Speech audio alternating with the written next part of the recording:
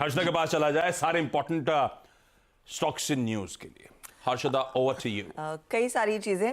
अच्छा, by the way, आप वो लेबर डे यूएस वाला चक्कर पूछ रहे थे और बात कर रहे थे राधा।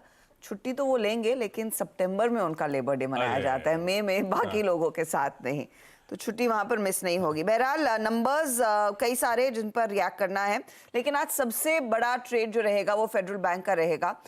जिस तरह से वो अपडेट आया ट्यूसडे शाम को कि कोटक महिंद्रा बैंक से केवीएस मनियन जो बोर्ड मेंबर थे, डेप्टी एमडी थे, उन्होंने दरअसल इस्तीफा छोड़ दिया है, तो फिर अटकलें जोर पकड़ने लगी कि शायद ये फेडरल बैंक ज्वाइन करेंगे। आज फेडरल बैंक के आइदर वेज नंबर्स हैं, और जैसे आप मेंशन भी कर रहे थे कि 2 बजे की प्रेस कॉन्फ्रेंस में अब देखना ये होगा कि नतीजों के साथ ये बड़ा खुलासा भी होता है या नहीं कि केवीएस मनियन बैंक के साथ जुड़ रहे हैं या नहीं, तो वो स्टॉक आप रेडार पर रखेंगे।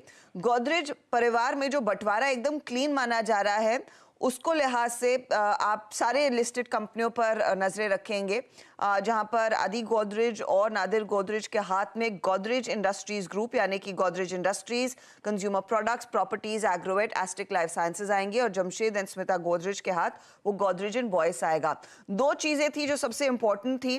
पहले तो 3400 एकड़ की जो जमीन इनकी विक्रोली में है, उसको लेकर क्या बंटवारा हो रहा है या नहीं, तो यहाँ पर वो जॉइंटली ओन्ड होगा, को डेवलप करेंगे जब भी नीड अराइज करेगी, ये उन्होंने कहा है। साथ ही साथ गोदरेज का ब्रांड, तो वो ट्रेडमार्क दरअसल दोनों पार्टीज, गोदरेज एंटरप्राइजेस और गोदरेज इंडस्ट्रीज ग्रुप, ये शेयर करते हुए दिखाई देंगे। तो एक बहुत ही क्लीन बंटवारा, इस पर कई सारे कॉर्पोरेट इंडिया के कमेंट्स भी आए हैं।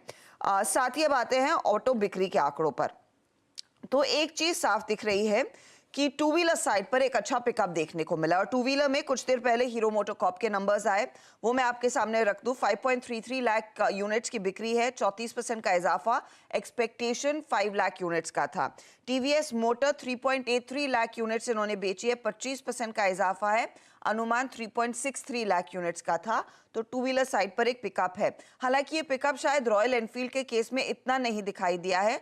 84,000 गाड़ियों का अनुमान था बिक्री का, आया है करीब करीब 81,870 यूनिट्स। आइदर वेज ये भी 12% ऊपर है।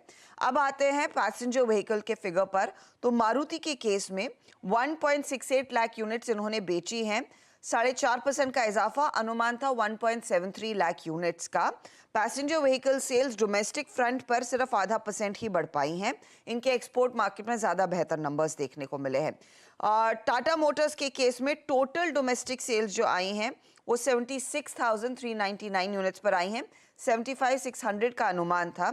यहाँ पर सीवी सेल्स में 31% का इजाफा, और पैसेंजर व्हीकल सेल्स 2% बढ़ी हैं, जो मारुति की तुलना में आप देखेंगे तो ज़्यादा बेहतर परफॉर्मेंस देखने को मिला है।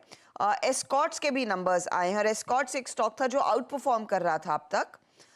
सेल्स में 0.5% की गिरावट देखने को मिली है, 7,515 यूनिट्स ही ये बेच पाए हैं। डोमेस्टिक ट्रैक्टर सेल्स में करीब 1% की गिरावट देखने को मिली है। तो ये हैं वो बिक्री के आंकड़े।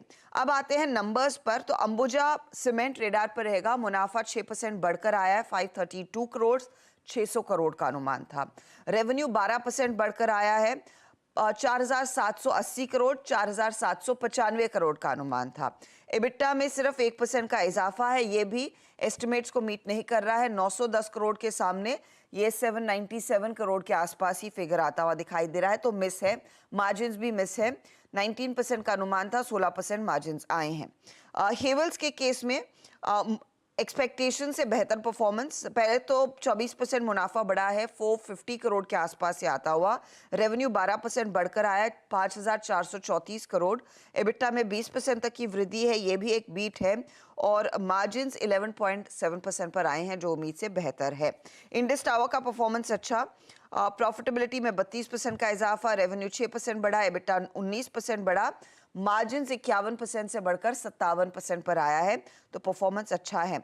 इंडिया मार्ट एक स्टॉक आपको याद होगा जो ट्यूसडे के सत्र में एक अच्छी तेजी दिखा रहा था, उसके नंबर्स में भी इंप्रूवमेंट है, 78% प्रॉफिट में ग्रोथ, रेवेन्यू 17% ऊपर, एबिटा में 33% का इजाफा, और 400 बेसिस पॉइंट मार्जिन्स एक्सपैंड होते हुए दिखाई दिए हैं, तो ये भी एक पॉजिटिव नंबर। कई सारे नंबर्स है जिस पर हम रिएक्ट करेंगे आज। वैसे कई सारे नंबर्स जिस पे करना रिएक्ट, वो डिटेल लिस्ट 8:30 बजे जब हर्षदा जुड़ेंगी तब और भी चर्चा होगी, तब एक्सपर्ट्स के व्यूज भी ले लेंगे।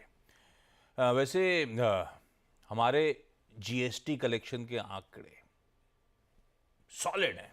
अप्रैल में 2,10,000 करोड़ जीएसटी कलेक्शन, साल दर साल 12.5% का जंप, मंथ ऑन मंथ 18% का उछाल। और अब तक का बेस्ट आंकड़ा था अप्रैल 2023 का 1.87 लाख करोड़। तो 1.87 के सामने अब हम 2,10,000 करोड़ रुपए के जीएसटी कलेक्शन पे खड़े हुए हैं। दूसरा, इलेक्शन कमीशन ऑफ इंडिया ने फाइनल वोटर टर्नआउट की डिटेल शेयर करी। पहले फेज में 66.14 और सेकेंड फेज में जो हुए थे 66.71। और देखिएगा जाके जरा बिहार और यूपी के आंकड़े, अरे पथेटिक है। हम लोग अच्छा कर सकते हैं, इससे कहीं अच्छा कर सकते हैं भैया। 7 तारीख को जिन दिन के नंबर आने वाला है, अगला मेरे ख्याल से फेज 7 मई का है। ध्यान दीजिए भाई, कर दीजिए, वोट डालिए। मैं ब्रेक लूं उससे पहले, कहा जाता है कि हमारा बीएमसी दुनिया की रिचेस्ट सिविक बॉडी है, पर देखिए कैसे थॉटफुल हैं बाकी सिविक बॉडीज। मैं वीकेंड नहीं, कल की छुट्टी में पढ़ रहा था, एक तो पुडुचेरी का, उसके बाद सिमिलर भुवनेश्वर में हो रहा है। विजुअल्स के साथ छोड़े जा रहा हूँ, फुल फ्रेम विजुअल दिखाओगे डॉक्टर साहब? क्या कैसे थॉटफुल हो सकते हो आप अपने टैक्स पेयर्स के लिए गर्मियों में? देखा आपने वो? हाँ, अरे दिखाएं तो डॉक्टर साहब, तो बताऊं मैं आपको। दिखाओगे क्या भैया? दिखाओगे क्या? नहीं।